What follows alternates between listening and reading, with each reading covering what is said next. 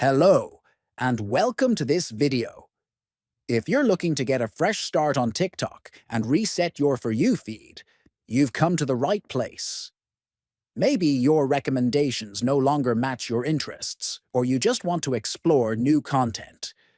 In this guide, I'll show you how to refresh your TikTok feed step by step. First, open the TikTok app on your Android mobile. Next, tap on the three horizontal lines located at the top right corner. Then, select Settings and Privacy from the menu that appears.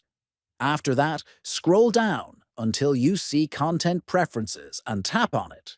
Now choose the option called Refresh Your For You feed. Continue by tapping on the Continue button to proceed, then click on the Refresh button to confirm. Finally, you'll be asked to choose a reason for refreshing. Pick the one that fits your situation best, then tap on Submit. That's it. Your For You feed is now refreshed, and you'll start seeing new recommendations. Thanks for watching. Don't forget to subscribe for more helpful tutorials just like this one.